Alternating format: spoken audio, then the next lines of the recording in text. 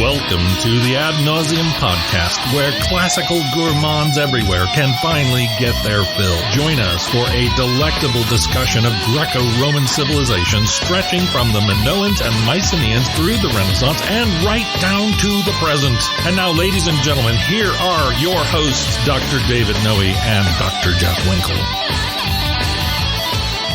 Welcome, listeners, to episode 131 of the Ad Nauseam podcast. My name is Dr. Jeff Winkle. I'm down here in the bunker, in the vomitorium, once again with my good friend and co-host, Dr. David Noe, sitting there at the other end of the table. How you feeling tonight, Dave? I'm feeling pretty good, actually. You came in, I met you in the parking lot, and you were very peppy. I was pumped. It was almost too much for me to handle. I was ready to go. Yes, you are. Do you like the working title for this episode? I do. Don't say it, though. Are you sure? No, we got to keep it. It's great. It's not so good. It's very good. It's excellent, and that's why we have to. The listener will have to wait to find it on the website. Okay, well, we'll see about that. Yeah, you're having some troubles tonight, Winkle. Is that right? I'm dragging a little bit. I think I was just telling you, my dear wife has been very sick, and so I'm trying not to catch what she's got. So I've been sleeping on the couch and watching too much late night bad TV. The satay, the duvan. Yeah, exactly. The divan. Your legs hanging over the edge. Oh, it's terrible. Horrible. Yeah. Finding bits of popcorn and old coins in the cushions. Right. It reminds me of being in college, and it was just, but not the fun part. Could they pay you to go back to that? No way. No, not a chance. Yeah. Well, I'm sorry to hear you're struggling. I'm struggling a little bit, but right. I'm gonna do my absolute best to bring it this evening. Okay. Yeah. Well, I'm glad you're feeling well. And how am I doing? I asked you how you were doing. Did you really? Yes, and you said you were feeling great. Okay, right. Yeah, I'm doing really well. I got a new business opportunity coming up, and I thought maybe like a piece of it. Oh, really? What you got going on? Well, I'm gonna join a pumpkin firm, kind of a fall spice, autumn spice sort of thing. Okay, all right. And we're gonna buy and sell pumpkins, and I just thought you might want to get in on the gourd level. We're doing laugh tracks now. If you're not going to laugh, I got to get it somewhere. Oh my God! Was that so bad? Oh, I think it's a little hackneyed. Okay. Are we that desperate that we have to direct the audience? Just trying to keep it fresh. That's all it is. I think probably the reason you're objecting to the laugh track is it didn't follow one of your puns. Oh, I think. Could that be it? This is your version of "you're just jealous." That's correct. Gotcha. Right. Well, I know. Actually, I think about it. I do appreciate it because this play that we're talking about tonight, right? Not funny. Not at all. Not at all funny. The only time I thought there might have been a slightly lighthearted moment is when there was the description of Io going along cowhorned. There was a couple phrases like that where I thought, is that possibly being played for laughs? Man. Or with the description of Io becoming a cow, does Aeschylus want us to find that moving, maybe? Oh, man. Oh, man. You're front loading the episode with these, man. The only thing along those same lines that I thought... Let's get serious. That might be meant to be somewhat humorous is Ocean's arrival. Right. He's in some kind of ridiculous chariot drawn by some four-footed birds, as he says. Is this Billy Ocean? Yes. The Caribbean Queen arrives. Right. But maybe that is supposed to be kind of over the top and ridiculous. But I don't think Aeschylus. When I think of Aeschylus, I don't think that that guy is a barrel of laughs. Yeah. Right? Oh no, definitely not. Right. And Ocean is there for what? Like, is Ocean's 11, 12 lines? Well, this is going to be hard to get through. Okay. Right. We have no shout out. We don't. Primarily because no one would want to be associated with such a show. Right. But maybe we could promise if we read the shout, we could drop a laugh track. There you go. If they drop it, like get rid of it and not do it again? No, drop it in there. Oh, yeah. Like to respond if they want to have like a humorous shout out. That's right. Right. Yeah. Well, so Billy Ocean was a real performer, right? He was. Yeah, he had a number of kind of big hits in the late 80s. I get him confused with Billy Idol and Billy Joel. I mean, how many Billies can you have? It's hard to keep track of your Billies. Right. Yes, right. But Billy Ocean, Caribbean Queen. He also had "Get Out of My Dreams, Get Into My Car." Oh, well, that right. he? Is he British? I think he's Trinidadian. Really? Yes. Oh, I should know that. You should know that. Yeah. Okay. Yeah. So no shout out, but we do have an opening quote. We do, and probably the audience is wondering. other than stupidity, what is this episode about? Right. This is part 2 of an episode on Aeschylus' Prometheus Bound. Correct. Right. So if you didn't listen to the previous one, a listener, you'll go catch up. You might want to go back, catch up. Yep.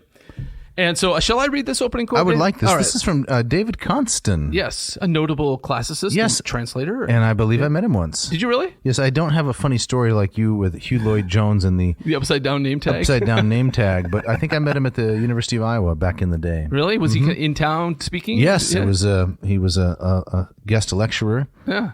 Very impressive speaker, if I'm remembering correctly. Yeah. So this comes from an article of his called The Ocean Episode in the Prometheus Bound from the journal History of Religions way back in 1977. Wow, it was a long time ago. Right. So we're going to get to this episode where Ocean, the god Ocean, Oceanos, comes to visit Prometheus Bound. So, the whole play is structured about Prometheus. He is chained. He's fixed to the rock. By Hephaestus. And Bia, violence, and Kratos, power. Right, which we covered last time. And the chorus comes to visit him, and then Ocean comes to visit him, Io comes to visit him, Hermes comes to visit him. So that's kind of the structure of the play. So it's not bad enough that he's pinned to the Caucasus mountain and suffering that way. He has to put up with an endless string of visitors. Exactly. All these pop-ins. That's right. And Ocean is one of the more puzzling ones. He's a titan. He's a titan, right? But critics have kind of struggled to kind of understand why is this scene here, and what is he up to, what's the point of this? And so Konstan writes, the critics have not been kind to Ocean. His character is as a rule not either neglected or disparaged in discussions of the Prometheus Bound. Some, for example, have seen him as a lackey of Zeus, trying to undermine Prometheus's proud resistance against despotism. To others, he has appeared as a kindly but foolish and cowardly figure who serves at best only incidental dramatic functions such as comic relief, an interruption of Prometheus's lengthy monologue, or a foil to set Zeus's tyrannical oppression and the passionate indignation of Prometheus. Okay. Set off the passionate indignation. It is acknowledged, to be sure, that Ocean is deftly brought to life with his pompous officiousness and prattle, and thus is rescued from being a mere cardboard character, but this is attributed to Aeschylus' skill and generosity towards his personae, like the watchman in the Agamemnon or the nurse in the Coephary. Ocean is rarely said, however, to serve any larger dramatic purpose. Okay, now I just have to throw a flag here. Yeah. What's the soccer equivalent of throwing a flag? This is a yellow card. Cards of different colors, right? A yellow and then a red card, yes. Okay, I got to raise a yellow card here. On Dave Konstan Yes, here? I do. Okay, please. Yep. He says, Ocean is deftly brought to life and thus is rescued from being a mere cardboard character. Mm-hmm. Really? Ocean as a cardboard character? I just don't see that. You don't see it? No, you don't describe Ocean as a cardboard character. Well, he's saying he's rescued from being one. I see. Yes. Okay. Okay, it's cardboard, Jeff. It's ocean. It doesn't wash. I gotcha. Never mind. All right. It's a picky point, but I hate mixed metaphors. I gotcha. No, I hear you. The dogs of war have come home to roost. This kind of thing. You've heard this, right? Right. Okay. I gotcha. But the larger point. So Konstan goes on to argue that there is a thematic and structural purpose to this episode with Ocean, right? And we'll get to it later. We'll return to his article, but I thought it would be interesting, for us to read the scene and talk about the scene, kind of see where we fall, and then we see where Konstan kind of comes out on this. I think that's a very good approach to this. Okay, all right. And something else that struck me that I'd like to keep our eye on as we go through the play. Yeah. The first time I read this many, many years ago, I don't think I've ever taught this one in class. I never taught it either. No, I don't know why. And now that I think about it, because it's fairly compelling and it's short, which students always love. Yes. But the first time I read it, as opposed to now, I am struck by the character of Io, and I'm filled with much more compassion and commiseration for her. And I just wonder what the meaning is. Why include this particular character as a counterpoint to Prometheus? Right. This is something Professor Roberts talks about somewhat in her introduction, but I think it's a potentially rich vein of interpretation. Sure. No, I'm with you. Right. I remember I was part of a graduate seminar where we read this play, and I remember my professor being of the opinion that the figures like Ocean and figures like Io, they are the best way to read them as kind of larger symbols for the bigger groups out there. So Ocean is kind of a stand-in for the gods that Prometheus is up against. Io is a stand-in for humanity writ large. Oh. And so I don't know. We can see where this goes. Potentially, yeah. Yep. Okay, so as we get into it, Yeah. Prometheus tells the Oceanids, Yes. right? So these are the daughters of Ocean, right? Oceanus. That even so, Zeus will need him. Yes. Now, the really only plot device, you might say, or the plot hinge point throughout the entire story is that Prometheus has special knowledge, which Zeus wants to get out of him. Yes. But surprisingly little time is spent on that point, I would say. Right. You're right. It was one of the things that kind of frustrated me this go around of reading the play, that just the business of Prometheus's foreknowledge. That at times Aeschylus is suggesting, of course, that's the ace up his sleeve, right? Right. He knows what's going to happen, and Zeus doesn't. So Zeus is time bound, and Prometheus, in many ways, is not. But there were also places in the play that I thought that Prometheus seems to be limited in his knowledge, and it also kind of drained some of the drama for me. In that, if Prometheus knows exactly what's going to happen, he's suffering terribly, but he knows how it's going to end. Yeah. It kind of robs it for me a little bit of its drama, of its punch. That's not very Greek. I'm not saying this. I'm just saying how I'm reading it. Oh, okay. Right? Okay. I expected you to read it in a Greek way. Okay. Well, if you know there's some approaching dread, yes. Knowing that it's coming makes it not so bad. No, I'm talking about like Prometheus knows that his suffering is going to end.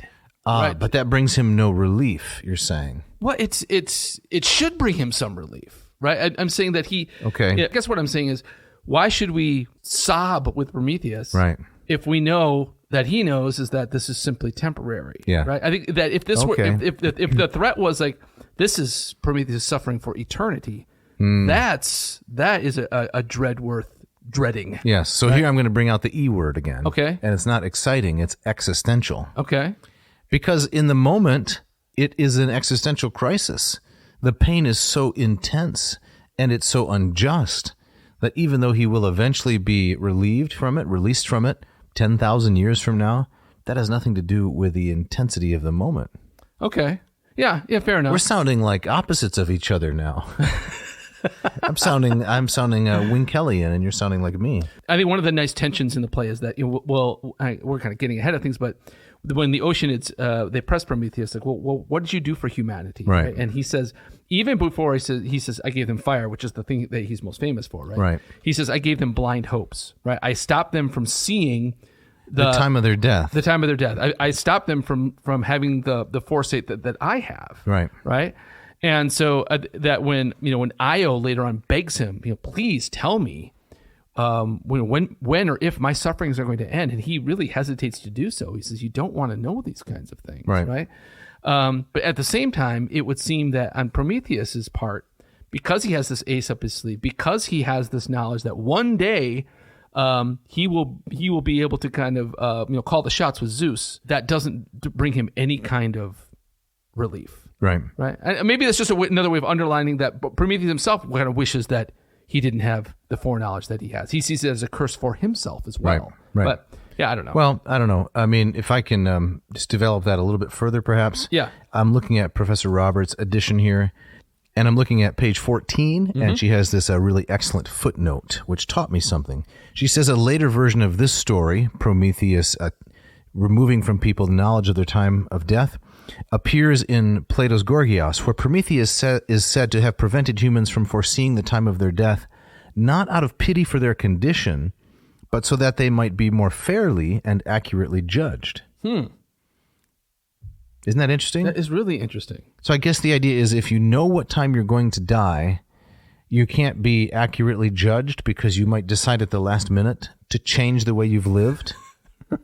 I guess so. And then the judge has to count, the last 10 minutes of your life or something. Oh. Whereas if it sneaks up on you as a surprise, you're just kind of caught in the act of whatever good or bad behavior. Oh, I see. Is your typical pattern. Gotcha. That's how I understood it. Is there another way? No, I like that. The image that leaps to mind is the story of Constantine waiting until his deathbed to be baptized. Oh, yeah. Right? Right.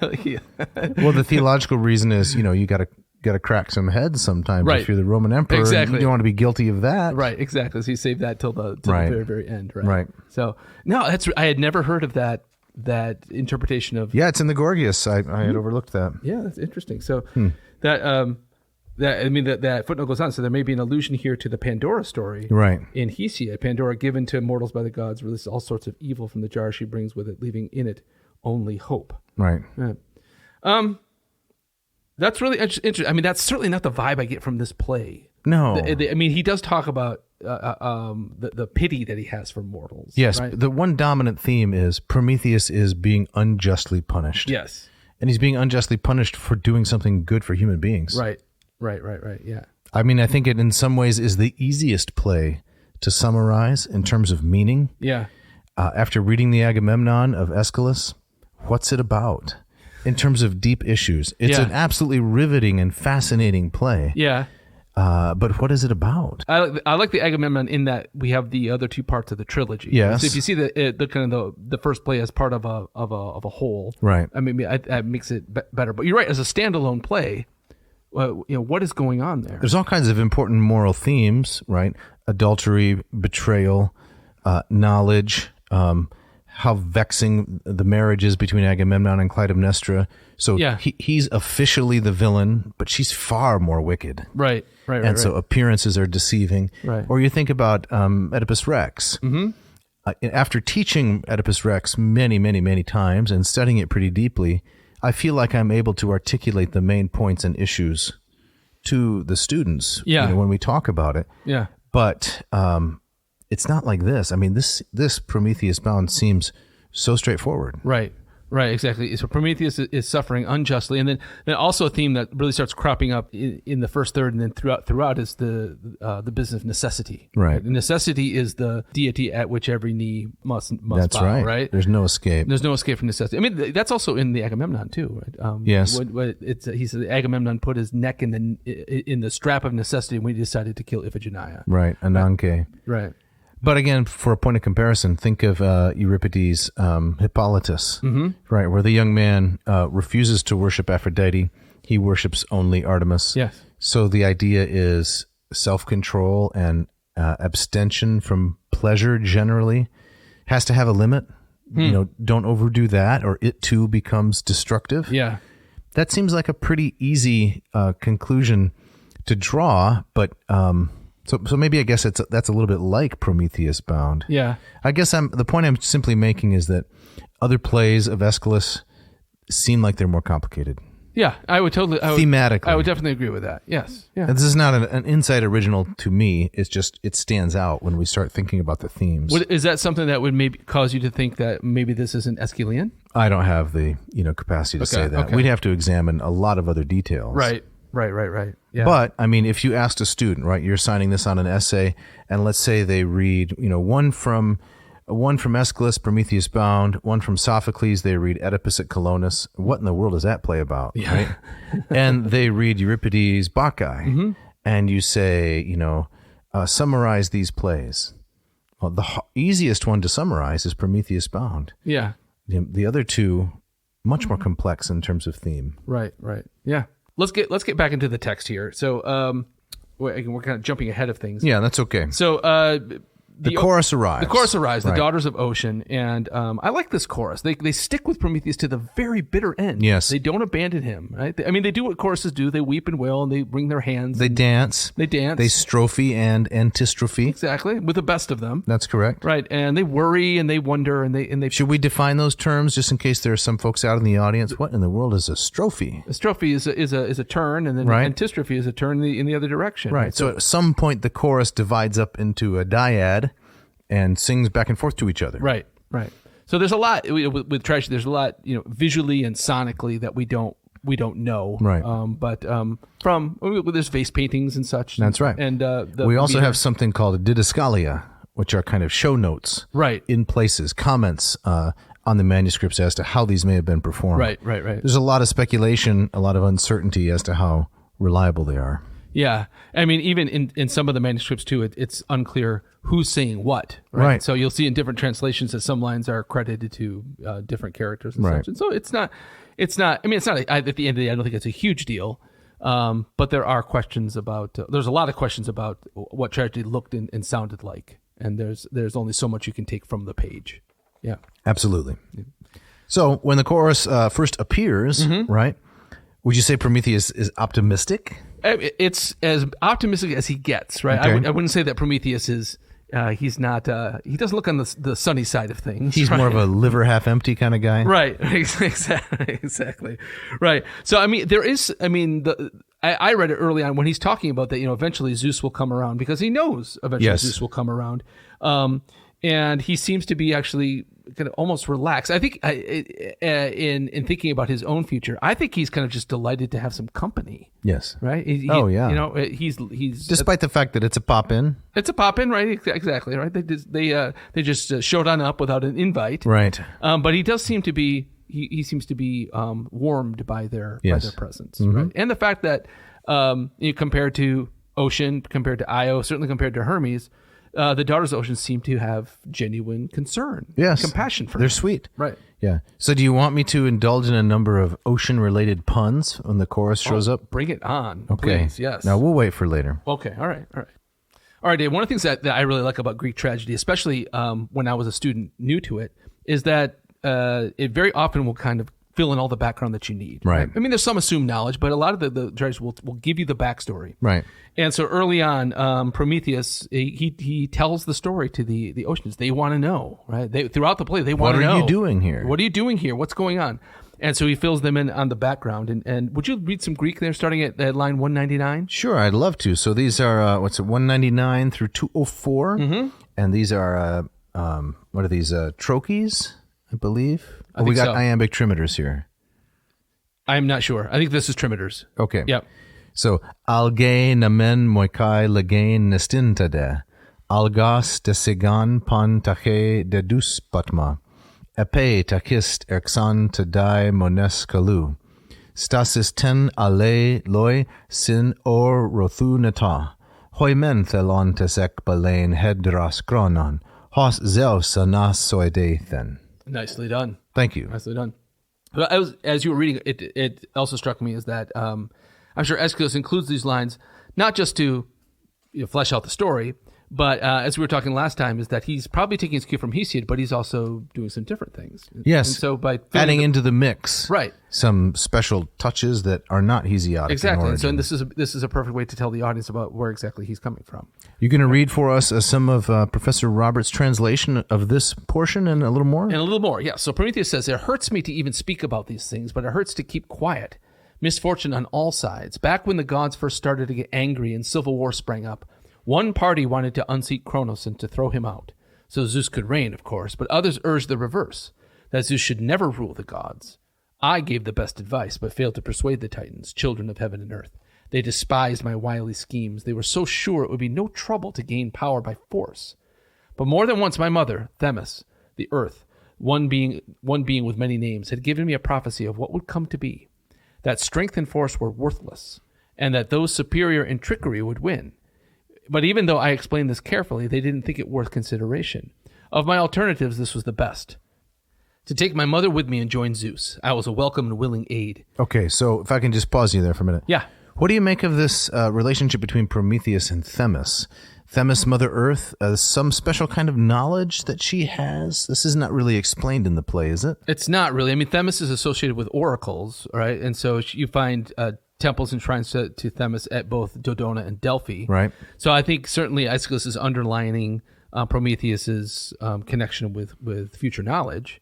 And I think we noted last time that this is a detail that's not in Hesiod, but I don't think we learned of Prometheus's mother's name in Hesiod. And so, no. But Themis comes up a few times in this play. Right. Yeah. So this is just a way to explain why it is that Prometheus has this special knowledge? I think so, and another way to kind of consider him trustworthy in this. Okay. Yeah. All right. Can you go on then? Yes. It's through my plans that Tartarus's dark depths conceal the ancient Kronos and his allies.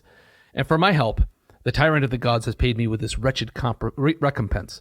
Tyrants are subject to a kind of sickness. They have no trust in family or friends. You ask me at what charge Zeus tortures me? I'll make it clear.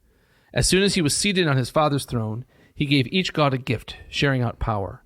But the wretched mortals are valueless to him. And so he wanted to annihilate the entire population and introduced another in its place. Okay, so if I can interrupt you again. Yes. Just to follow the flow of the story here. He's talking about the Titanomachy. Yes, right. The battle of the gods and the Titans. Prometheus sided with the gods, which is really contrary, isn't it, to the rest of his kin. Yes. And so the deep injustice is, of all the Titans, Prometheus is the only one. His brother Atlas was on the other side, right? Yeah. Yep. Prometheus is the only one who had the wisdom and foresight to actually help Zeus, and now he's being punished for his kindness. Right. Exactly. And finishing up here, no one resisted him except for me. I had the courage. It was I who saved them from being crushed, from going down to Hades. And for that, I'm bent by agonies like these, painful to suffer, pitiful to see. I pitied mortals, and myself was judged unworthy of pity. Instead, I'm disciplined without mercy, a sight to win Zeus's infamy. So Prometheus is like the Mr. T of antiquity? What do you mean? He pities the fool? Right. Okay. Right. All right. Now I got some questions here, though. Okay. Right. Tee 'em up. I think we touched a little bit upon this last time, but the motive for Prometheus is helping of mortals, right? He's often painted as this. We talked about Prometheus as kind of a proto-Christ figure, right? He suffers on behalf of mortals. But why does he pity them out of compassion? Is this just kind of a selfless love for mortals, or is the background to this is that, why did Zeus want to annihilate mortals? Because he saw them as another generation that could potentially rise up and overthrow them. He sees them as a threat. Right. And so Prometheus is kind of using also mortals, helping mortals as a way to kind of deal with his rivalry with Zeus. Not so much because he has real compassion for them, but they're just another tool to be used in this back and forth. But the rivalry with Zeus, it didn't come until after he helped the mortals, right? It was Zeus's decision to destroy the mortals that led to the rivalry, I believe is how the chronology goes. Okay, all right. So I think that this is something that's pretty much unexplained in the play. Why does Prometheus have pity on mortals? Because mortals are Pitiable? Pitiable. They're pitiful, right? Yeah. They are creatures that are contemptuous in some sense in the eyes of the gods. Yeah. So maybe this does add a slight layer of interpretive complexity to what I was saying before. It's not simply that Prometheus is being punished so unjustly, but there's some complexity in his character because he loves mortals without explanation. Yeah. Okay. All right. I'll take it. Yeah. Okay, you got another question? No. I think you kind of adjusting the chronology for me that really helped. But also this detail about how Prometheus tried to persuade his fellow Titans that let's use craftiness, right? Before we kind of break out the spears and such, and they wouldn't listen to him. Perhaps some credence can be given to your second suggestion. If we remember what you read, tyrants are subject to a kind of sickness. They have no trust in family or friends. Mm-hmm. So maybe Prometheus, with his foresight, is already perceiving Zeus is generally going to be an awful ruler. Right. And here's the first instance. He wants to destroy mortals for no good reason. Okay. Is that kind of what you were angling at? Yeah, I guess so. It's that problem of motive. It always strikes me as, I always hear it as a wrong note when I hear Prometheus described as kind of as a Christ figure, because I don't think he really falls into that. No, there are so many problems with that analysis. Right, but there's a definite, what you could call a prima facie, right? A surface kind of comparison. But I think, as we've talked about many times, probably will some more, you dig below the surface, a lot of those similarities, they're not based on much. No, and I think that this is one of them. And so that motive of Prometheus, of why he cares for mortals, is one that's always kind of bugged me. Mm-hmm. Yeah. I don't know. I mean, I think certainly Aeschylus he's setting up a Prometheus that he wants the audience to pity him and to side with him, right? And so he doesn't want to use brute force. He wants to use his metis, right? And so he's acting like an Odysseus. He's acting like the kind of hero that a Greek might be drawn to. Mm-hmm. So yeah. Do we want to take it in a political direction? Let's do this. Yeah. Okay. Right. So one of the ways that this play has been interpreted, and I think that you mentioned it last time in the previous episode, is as a response to the recent Pisistratid tyranny, right? Which was overthrown in Athens at the end of the 6th century, and overwhelmed by now a kind of Themistoclean or Periclean democracy, right? So can you say more about that for the sake of the audience? So as far as interpreting the play is, the question is then was who or what does Zeus represent? And so there's lots of talking that word tyranny is thrown around when describing Zeus's behavior. So what tyranny is Zeus representing? Is Prometheus, or is Aeschylus referring to this huge political upheaval ushered in this experiment with democracy in the very early part of the 5th century BC. I've also I remember my professor in grad school who said, the best interpretation is who do these characters represent? What's the bigger picture? Okay. And so now did he give a justification for that as to why this is the best interpretation? He may have, but remembering this professor, probably not. He liked to kind of pronounce these fiats from on high. Okay. And say this is how you should do it. Is that how you run a class? That is not how I run a class. Okay. Right? In grad school, I learned mostly kind of what not to do. But I remember him saying that, okay, well, which tyranny? Is he responding to the Pisistrated tyranny? Is he referring to the tyranny of the Persian kings coming in? Is he referring to that kind of political upheaval in the 490s and the 480s? Right. And it's an interesting approach. And so I think Aeschylus is definitely, as all tragedians were, they were speaking to the audience in front of them at that time. Yeah. And I think the Greeks expected these tragedies to be commenting, to be doing politics as a kind of an extension of what they were doing in the assembly. Interesting. Right? Interesting. So I'd like to pick up on that for a minute, but I just want to give a little more background on something, try to get some dates in people's minds, because I think this is useful. It's helpful review for me. Yeah. I think from what I'm reading here, this site, Pisistratus ruled till around 527. Mm-hmm. But then, and it wasn't easy for him to gain the tyranny. There was a lot of conflict with the Achaemenid family. But then after his departure, right, then his two sons, Hippias and Hipparchus, ruled. That's right. And this goes to 510. So the earliest date for the composition of this play is what? Maybe 585? Maybe before?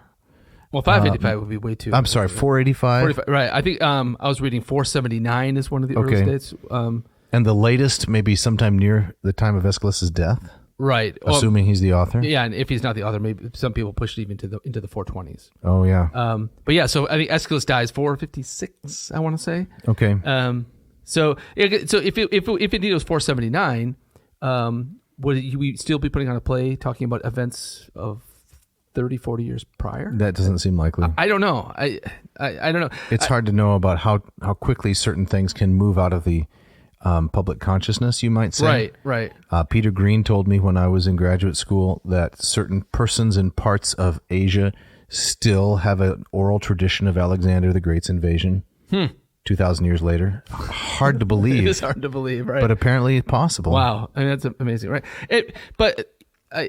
This just talking, it reminds me of how I can easily kind of get stuck into these modes, that the idea that every tragedy was always speaking politics to the audience of the day about that time. And I don't know if that's true. I know what you're saying. I think this is the way that I like to look at it. Maybe it's worth considering, is that the play has to have some immediate application to the audience. Mm-hmm. But so often the themes that the poet is developing, he intends them to be of universal value. Yes, exactly. And this is really the reason why we're reading them today. Right. In other words, if they were so restricted to their time, they wouldn't be interesting. Here's an example. Yeah. A couple of weeks ago, I guess there was a lot of turmoil in the U.S., maybe just a week ago, in the U.S. Congress. There was, one speaker of the House was pushed out, another was pushed in. There was some office swapping and so forth. Yeah. I didn't follow it closely, but I read a couple of articles in the paper.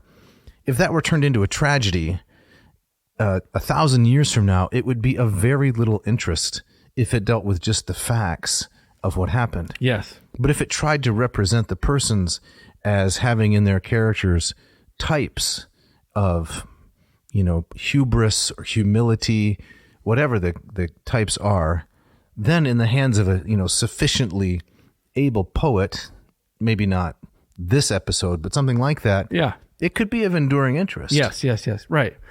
Yeah, no, I like that a lot. And so maybe the political moment can be a springboard for telling a much bigger story. So I'm, again, audience, forgive us if we're repeating ourselves, but so when Oedipus the king is first produced, it's on the heels of the plague in Athens, right? Yes. And so the play opens in Thebes, but it opens that there's a plague in the city, and this is a problem that needs to be solved. Right. That immediate connection it cannot be coincidental. No. But you're saying to the actual historical plague, exactly, which decimated Athens. Decimated is the wrong word. It's a third of the population, perhaps, died. 429. 429, exactly.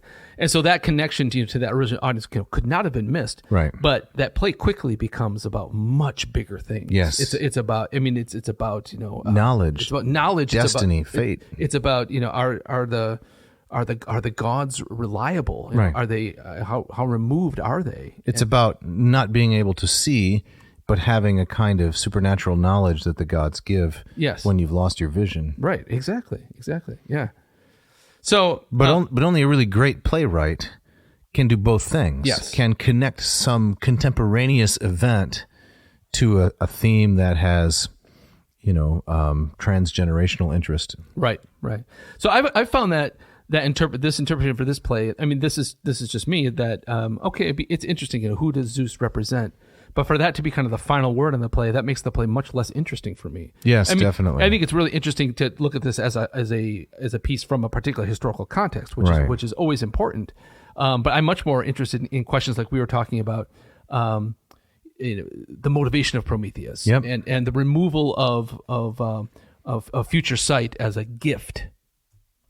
So maybe another point of contrast would be to compare how the characters are treated here to how they're treated in Aristophanes' comedies. Okay. So if making fun of a character like Cleisthenes or Cleon, if you make fun of them by name or the parody is too close, right? I mean, it's too obvious, then you have to be all that more talented to make it something of lasting interest. Yes. Because nobody's going to care 1,000 years from now, which Republican or Democratic congressman from Wyoming or New Jersey didn't get some particular committee appointment. Right. Who cares? I can't imagine. But we're still reading about Cleon and Cleisthenes because even though they're by name, Aristophanes has done something exceptionally brilliant with them. Exactly. And even Aristophanes, he can get into those weeds. I'm translating his Lysistrata right now. And there are a number of moments where if you look at the commentaries, we say, this is a joke about this person. We have no idea what this means. Right. Well, that's a good thing to remember. Yeah, maybe it killed him, in 411. Right. But I mean, that's not the end of the story. I mean, the Aristophanes commentaries endure because they're much bigger than just those little throwaway jokes. Yeah. Right? It's like parachute pants. Right? How is it like parachute pants? Well, because for a moment, that's a funny reference. But 1,000 years from now, that's going to be, in the weeds, kind of. Exactly. Nobody's going to know what in the world is this about. Did they find this funny? Did they wear this for, Were they constantly jumping out of planes skydiving? In 1983? Right. Did you have a pair? No. It's not some kind of a tell-all. But speaking of parachute pants, yes, it's time for the ads. Let's do it.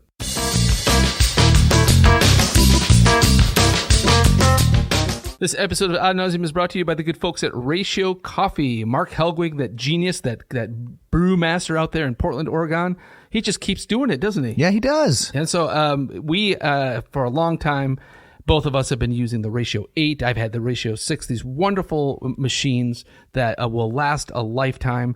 They're making perfect cups of coffee every single morning.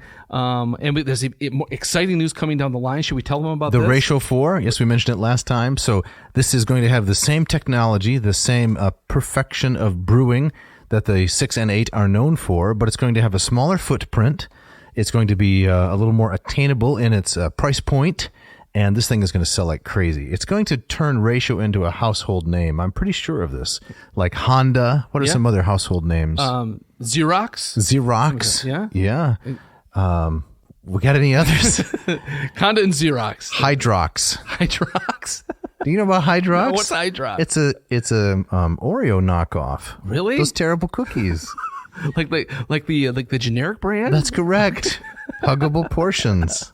That's right. So Ratio's going to become a household name. Fantastic. And we can take all the credit when they explode. Yes. Right. Now, Dave, did I see you over there? Were you writing some poetry? I wrote a little limerick. Okay. Yeah, it took me all of 30 seconds to do it, and it's going to show. You ready? Let's hear it. Coffee is sometimes quite bitter, like an ugly and scratchy old sweater. The Ratio, however, will never be bested by anything better. That is not bad. Well, for 30 seconds cranking that out. Except bitter and sweater. It achieves assonance. Okay. Right, okay. Something along those lines. I think you should watch your language, frankly. This is a family show. Right. So, listeners, you can take advantage of a great deal we have here at Ad Nauseam. If you go to ratiocoffee.com, that's ARATIO coffee.com, and you want one of these wonderful machines, the 8 or the 6, and come Look out for the 4. Look out for the 4. Type in this coupon code, ANCOF7. And the F stands for Fibonacci. Fibonacci. And flavorful. But only put one F in there. Just one. Just one. Just one, yes. ANCOF7. And Jeff, what will they get? They will get 15% off their entire order. That's an incredible deal. Please check it out. This episode is also brought to you by the wonderful folks at Hackett Publishing. Hackett Publishing has been with us for 3 years now. These folks, they got on board the Ad Nauseam bandwagon. There's an odd image. An Ad Nauseam bandwagon. Have you ever ridden on a bandwagon? No. What is a bandwagon? Is a wagon with a brass band? Yeah, I think that's it. Is that what it is? Yeah, Jeff, that's definitely what's it. With a real long extension cord for the amplifier. Okay, all right. They got on the bandwagon 3 years ago, and they said, yes, we want to support a classics-themed podcast. We'll get behind you guys. And so they've been sponsoring us for 3 years now. And we're using for this episode the wonderful translation by Professor Deborah Roberts. The previous episode heard her read a little bit of her own translation brilliantly. These folks selling fine quality translations and original scholarship for 50-some years, 52 years, I think. That's right. Offices in Massachusetts and Indianapolis, Indiana. Jeff, what do you like about Hackett? And your challenge here is you may not speak about the covers. I can't talk about the covers. No. I can talk about their affordability. You may. Okay, they're very affordable. They're high quality. The translations. I love about Hackett that they will have several translations of the same work, and so you can sample different styles. We've used a couple of different translations for the Metamorphoses in here. Yeah, Lombardo and Ambrose. Yep. And I'm sorry, I'm going to talk about the covers because I love the cover of the Prometheus. I knew you Bound. couldn't resist. That's right. So is a cover liminal? You're not quite in the book, but you're not quite out of the book. I like that. I'll buy that. You're approaching it. Yeah, you bring up the word liminal, I'm in. Okay. Lost in that middle space. Or you're at least halfway in. Halfway in, right. So this cover of Prometheus Bound has that cracked sphere sculpture Pomodoro. by Tony Tomato. Yeah. Right? Arnie Tomato. Arnie Tomato. The Italian Death Star. Yeah. And so again, a suggestive image, maybe thinking about the world kind of coming apart at the seams as these gods duke it out. It's great. It's brilliant. It's clever. And so, it's... So let's say one of our... were you finished? No, I'm good. You guys, go on. Let's say one of our listeners is saying, I want some nice cover art to line my shelves. I don't want to read the books, but I want to find some really attractive-looking books to put on my shelves. What should they do? It's very easy. They should go to hackettpublishing.com. Okay. How many T's in that? That's HACK... ETT, okay. Right? So 2 T's, publishing.com. Find the books that they want, drop them in their grocery basket, and type in this coupon code AN2023. That's the current year, right? It is, and that will get them, Dave, what? 20% off their entire order and free shipping. Check it out.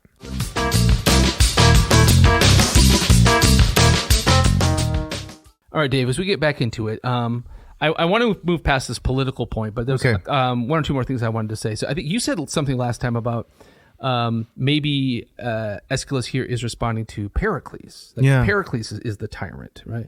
So the quote that you read from Hugh Lloyd-Jones last time said something along the lines that Aeschylus was very skeptical about extreme forms of democracy. I think that was from Rose. Was that from Rose? So you're right. Yeah, it was H.J. Rose. And so is he responding to some of these things that have been happening after the Persian Wars? Yes. And he's worried about what's happening in Athens. So where do you fall on this? Do you see it kind of one way or the other? Or do you find that it's just not a very helpful line of questioning for kind of understanding this play? Well, one thing that's always stuck with me, and again, this is from Peter Green, The Greco-Persian Wars. He makes the point that the men with Miltiades who won at Marathon, right? This is in 490, right? They couldn't be shaken from the belief. Maybe it's just the quality of Peter's writing, or maybe he's right about this. I'm not sure. But they couldn't be shaken, the landholding aristocrats, from the belief that anytime they wanted to, 1,000 or 5,000 doughty Athenian hoplites could leave behind their plows, could take up arms, and go beat the Persians anytime they wanted. And that kind of deep conservatism, which characterized the old guard, was a tremendous barrier and hindrance to the development of Themistocles' plans to save the state. Gotcha. Through the wooden wall. Right, yeah. And so, I mean, I'm quite conservative, as you know, right? So I don't really have a horse in this race, but in a sense, but I just found Peter Green's description so persuasive that he kind of captured what seemed like the political mood at the time. And when I think about the fact that Aeschylus fought at Marathon, and the huge change in culture, a sea change, right, that came about when all of these Athenians of low birth, you might say, are now made citizens. They're enfranchised by the Themistoclean navy. It starts to gain some credibility. The specific person of Aeschylus, I don't know. Yes, right. But it's not implausible that he would be caught up in that. Yeah. Especially since we read the part about his epitaph. Right. It's all about his service at Marathon. Right. Yeah. And I can imagine the resentment that they would have had. Yes. About feeling replaced by persons who, previously to them were nobodies. Yeah. And now you get to vote. Everybody's voting, right? Right. No, that's that's interesting. I think that often this story is told too simply, right? The move from tyranny to democracy is kind of this smooth thing, and that and we're just kind of replacing one with the next without talking about how all of the messiness within that. Right? And a lot of disruption, a lot of reorganization, a lot of confiscation. And I'm not saying that those persons should not have been enfranchised. On the whole, it was probably better, and for sure, Themistocles was brilliant in saving Athens. Right. And the old view was benighted. Yes. But I can imagine Aeschylus being caught up in it. Yeah, no, that's a really good point. Yep. I love that we have that detail that he fought at Marathon. Right. That does kind of color the way perhaps we read some of these things. Right? And born at Eleusis. He was an Eleusinian. Oh, really? Yes. Yeah. One of your favorite places. One of my favorite places. So the chorus. Yep. Let's right? get back to them. Yep. They don't seem to see any point in Prometheus' suffering. Well, the chorus is doing what choruses do. They kind of waver and they wring their hands and they worry about stuff. But they do say to Prometheus, you must have gone too far. I was suggesting like you say you're something unjustly, but you must have done something, right? Right. Zeus can't be completely arbitrary. Exactly. So just swallow a little pride and let it go. Let it go, right? And so, but of course, Prometheus knows it's not that simple. He knows that this can't happen, and because he can see the end of this thing. Yeah.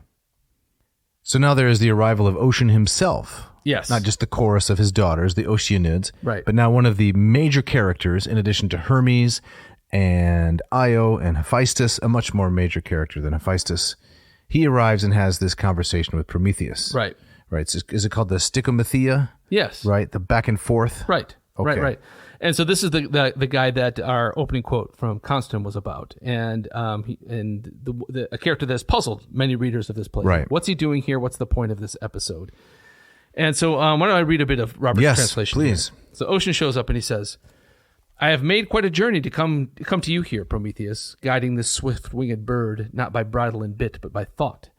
And I'd have you know that I share your pain. The fact that we're family obliges me to, I believe, and besides, I respect no one more. You may take this as true, since it isn't my way to flatter. Come now, and indicate, please, how I should assist you. You won't say you've a friend more steadfast than Ocean." So he comes off to many readers as kind of a blowhard, obsequious, a braggart, right? I remember from this grad seminar, I can't use the phrase my professor used because we're a family show. Right. But he says, I'll paraphrase, he says that Ocean shows up in the equivalent of a very large Buick. Okay. He comes in honking his horn. Right. And so he's on this chariot with this kind of these ridiculous kind of creatures pulling him in. He comes in for like the show-stopping number from the side of the stage. He's there to make a splash. He's there to be seen. Okay. Yeah. Huh. Yeah. I didn't really get that when reading the play. Did I just miss it? I don't know. I think that the visuals of it, you have to kind of read into them. Mm-hmm. This particular edition doesn't have a lot of the italics with a lot of the stage directions, which I actually appreciate, right? Because a lot of that stuff is just kind of pulled out of thin air, right. But in those who see, Ocean does mention these birds and at the beginning, at the end, and so he's He's You're saying he's ostentatious. He's ostentatious, right? But I mean, that's not the end of the world, Right. right? So he goes. He talks to Prometheus, and he says, he presents himself as like, there's a new guy in town. Right. He's a Titan, Meaning right? Zeus. Zeus is the new guy in town, and Right. he says to Prometheus, "I'm a Titan. You're a Titan. It's time to get in line." Right. And so he's kind of a go along to get along kind of guy. And he says, "Prometheus, if you don't get in line, it's just going to get worse for you." So, but then on top of that, he says, "Listen, I'm a Titan, but I'm in good with the new Regime. New regime." And he says, "I'll go and put a good word in for you for Zeus." And he thinks that I can probably persuade him to let you go from this. Yeah. And I think we're supposed to see that as ridiculous. Okay. Right? And does Ocean really have the ear of the new tyrant? So it's false comfort. Yes. It's like one of Job's friends. Is that the idea? Yeah. He shows up and he's supposed to be helping Prometheus, but he makes it worse because he's not sympathetic with Prometheus's purpose. Right. And his plan to address the situation is absurd. Yes. Yeah, exactly. And of course, Prometheus sees through it, as Prometheus sees through everything. Yeah, see, this is one of those instances where I find, Prometheus's foreknowledge of things distracting. Okay. I would much rather have a Prometheus that is reacting to Ocean in the moment and not saying, I know this guy is ridiculous because I know the future and I know that he has no idea what he's talking about. Right. Right. But I think that's one of the things, those paradoxes you just have to kind of let go. Do you have any friends like this, or have you had any friends like this? When you're in a tough or tight spot and along comes Ocean rolling in his Buick and has a lot of worthless advice and pious platitudes? I wouldn't call them friends, but I've certainly had situations where people will come in difficult situations, clearly making promises to me that I know they can't keep. Right. And I know that they're saying to me what they think I want to hear. Yeah. But there's no teeth, behind it. Right. But they call you, they call themselves your friend, right? That's the kicker. Right. But you don't agree on that premise. No, it's a show of, it is a show. It's what the people call virtue signaling. Right. Right. I think that's what Ocean's doing. He's virtue signaling. And I think even Ocean, if he were honest, he realizes, no, I can't do any of these kinds of things. But I'm here. I'm going to speak Titan to Titan, and I'm gonna tell this guy what he wants to hear. Okay. So Prometheus just dismisses him, right? Pretty much out of hand. Yeah. Right. He dismisses Ocean without a wave. Nicely done. Thank you. Right. And he almost in Robert's translation seems to mock Ocean. He talks about the other Titans that have been punished. He talks about Atlas, on the other side of the world now, and going through his horrible eternal punishment. He seems to be saying to Ocean, listen, you're a Titan too, and even though you might be in the good graces of the new guy right now, you better watch your back. Right. But a more pointed criticism that Prometheus levels at Ocean is that he is complicit. Yeah. Right? Right. He's complicit in the violence and horrible reign that Zeus is inaugurating. Yeah. Yeah, exactly. He's a kiss-up. He's a kiss-up, right? And so he actually tells Ocean, you don't know the guy that you're dealing with, and so if I were you, I would get out and save yourself. Right, because you're becoming an appeaser of tyrants. Mm-hmm. Right, so that's the real slap, it seems to me. Yeah. Not just the self-protection, but you're partly to blame for this. Yes. Right? Right. So, and it's not long after that that Ocean says, looks at his watch and says, I really got to be going. My four-footed birds here are getting restless, and so I'm going to take off. And so it's an abrupt leaving. Okay. Almost as if to suggest that he's very uncomfortable with what Prometheus is saying, or maybe even recognizes the truth of what Prometheus is saying. So can I read this Konstan quote here to kind of make a full circle to what we did? So this is where Konstan kind of falls on which Ocean he sees, or what he sees the purpose of this episode. He falls on an ocean? I'm sorry, I'm mixing metaphors. That's all right. That's all right. Okay. Konstan says, it is reasonable to conclude that the issue which divides Ocean and Prometheus is not one of principle, but of judgment. Therefore, it is beside the point to accuse Ocean of displaying ill will or a weak will. In his eagerness for the immediate restoration of divine harmony, Ocean telescopes the process of resolution and imagines that it is only Prometheus's attitude that stands in the way. This is a mistake. He is misled, as Prometheus observes, by his light-minded good nature. Now error is corrected by instruction. Accordingly, the image of the schoolmaster is central to the episode. Now, Jeff, let me pause here. Help me out. So who's the schoolmaster here? Is Ocean trying to be Prometheus' schoolmaster? I think so, but then I think Konstan's suggesting that the tables get turned. Okay. And that Prometheus is the student becomes the teacher. Yeah, is that a kung fu reference? Is that where that's from? I don't know. I've heard that. Is David Carradine? Yeah, there you go. Yeah. Ocean begins by presenting himself to Prometheus in the role of teacher, didaskaloi, line 322, advising him, as we have seen, to control his outbursts against Zeus in the interests of an early reconciliation. The brunt of Prometheus's reply is contained in his lengthy account of the torments of his brothers Atlas and Typho, which Konstan says I shall examine presently. We talked about that a little bit, right? Mm-hmm. Prometheus concludes this argument with an appeal to Ocean's wit and experience, which ought not to require Prometheus for a teacher, didaskalu, line 373. So they exchange pedagogical barbs, you might say. Yep. Okay. Ocean is visibly impressed. His way of speaking changes from the long speech full of confident imperatives and pious wisdom to brief and humble questions. What harm do you see in my courage and goodwill? He asks. Teach me, didaskeme, 382. The language underscores the fact that the relationship between Ocean and Prometheus has become reversed, and that Ocean knows it. He is the pupil, appealing to Prometheus as teacher. In the end, fully persuaded of the danger and futility of interceding with Zeus in behalf of Prometheus, Ocean abandons the posture of counselor altogether. Your unfortunate experience, Prometheus, he concedes, will be my teacher. Hey, se Prometheus symphora didaskalos. All the occurrences of teacher and teaching, didaskalos and didaskein, are emphasized and related in the Greek by their uniform position in the last 2 feet of the line. See, I like this. I mean, I like... That's a pretty brilliant interpretation. It is, right? And I love arguments that are rooted in the language. Absolutely. Right? Can you draw out the gist of it? Can you summarize it for us? Well, I think that he's... so Konstan, I think he's responding to criticism that the episode is meant to be ridiculous. So you say the episode... Ocean's conversation with Prometheus, some critics say it's absurd. It's absurd, right? Or even, like we were talking about the seeming emptiness of what Ocean is saying. And so critics on that side, and then also the critics on the other side that see Ocean as nothing but kind of a mustache twirling lackey of Zeus. Okay. That's just another character coming to berate Prometheus. And Konstan says it's really neither.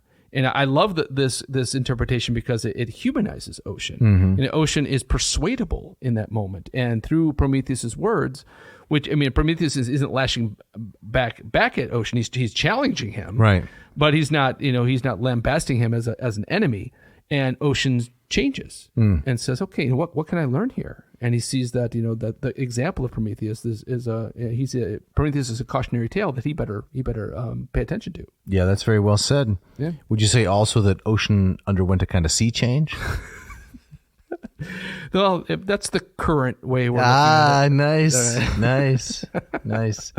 Oh, that seems like a good place to maybe wrap this up, to bring the boat to shore, you might say, and shut this down. I know you wanted to talk about Io tonight. I did want to talk about Io. But that's going to have to wait till next time. Right. I think there's a lot of really interesting things to say about Io. Absolutely. Yep. All right. So we're up against it. Yes. And before we get out of here, Dave, say a little bit about the Moss method and LLPSI. Would you? I'd love to, yep. So if you want to study Greek with me, go to mossmethod.com and check out my program. Module 1 is done. Module 2 is done. Module 3 is almost done. How many modules will there be? There'll be 4. Excellent. Unless I decide it's more profitable to add others, and then there'll be more. Okay. No, I'm kidding. There's only 4. Charles Melville Moss wrote this great book called A Greek Reader. And he says, when reading Greek, you should use your mind, not your thumbs. You don't have to spend all your time in the lexicon. Think about the story. Follow the story. Yeah. And that's kind of the method that we use. So if you've studied little or no Greek before, this is where you can start. I have several students who took Greek in seminary, but either they've kind of, been out for a long time or they want to go deeper, and they have found this program to really, really help them appreciate some of the literary aspects of the Greek language. Fantastic. So go to mossmethod.com, check out some of the free lessons and instructional videos. If you like it, sign up, and you can join them office hours every Friday.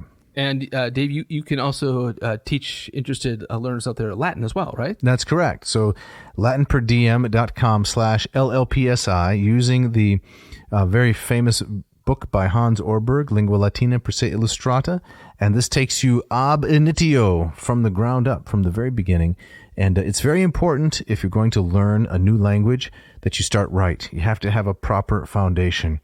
And like I like to say, I think this is probably the best value for language study. It's not the cheapest. It's not very expensive. There may be other courses that are better. I can't say, but the combination of the two, it's a really excellent value. And with this one, in the instructional videos, you are teaching. I'm teaching four live right? students. Yes. Yep. And so, sometimes being on the spot for Latin is challenging, but if you can watch someone else be on the spot and learn beside them, that can be actually quite entertaining. Indeed. And I think it's a good time. So go to latinperdiem.com, check it out, my YouTube channel, almost 2,000 free instructional videos. Fantastic. Excellent. All right. Hey, big thanks as always to Mishka, our great engineer, who the turnaround time and the sound quality is amazing. So again, many, many thanks to her. I'd like to thank the guys that provide us the free music, Scott Van Zen and Ken Tamplin, for the intro and outro with the screaming guitar and then the nice bumper music for the ads. Very grateful for their generosity. Yeah. And hey, if you want to shout out, if you have a question, you have a comment, you have a complaint, you can write to us. Write to Dave@adnauseam.com. Don't forget the V. Send complaints to Jeff@adnauseam.com. Do not forget the V. You can go to the website and you can check out our Lurch with Merch section if you'd like to get a nice T-shirt that is classically themed. It has this tag on it, Quae nocent docent, from Erasmus. The things that hurt, they teach. They teach. Yes. That's right. Very nice, attractive black and orange Yes, and very seasonal colors. Right yes, now, they look like orange or maybe sort of like a red figure vase. Yes. Very attractive. Good stuff. So, Jeff, what's on the agenda for next week? Next week, we're going to wrap up our look at Prometheus Bound, and I'm looking forward to talking about Io. Yes, this poor woman turned into a cow who now wanders the world and suffers. Yes. Yep. And I guess I want to know, you have the gustatory parting shot? I do, yes. Okay. This comes from comedian Patton Oswalt. Okay, never heard of him. I bet you'd recognize him. He's been in a lot of stuff. But he has this bit and talking about kind of the absurdity of various fast food items. And he has this bit talking about the KFC Famous Bowl, which I've never had. So, but yes, the KFC. What is a KFC Famous Bowl? Is it a new item? I think so. But it's one of these things where they basically take all the stuff that KFC makes and just kind of dump it together in a bowl. Right. So this is a quote from one of his bits in the middle of this. And so Oswald says, "Stop right there. Can you pile all of those items into a single bowl and just kind of make them into a wet mound of starch that I can eat with a spoon like I'm a death row prisoner on suicide watch? Is there a way that the bowl can play This Mortal Coil's It'll End in Tears album while I'm eating it at 2 a.m. in the morning in my darkened apartment, just kind of staring into the distance? If you could put my lunch in a blender and liquefy it and put it into a caulking gun and then inject it right into my femoral artery, even better. But until you invent the lunch gun, I would like a failure pile in a sadness bowl." Oh, that's so grim. That's right. That's so grim. So I mean, he does this in a kind of a very faux anger, resentment style. It's very fun. I didn't do it justice. You did a great job. Thank you. Thanks for listening.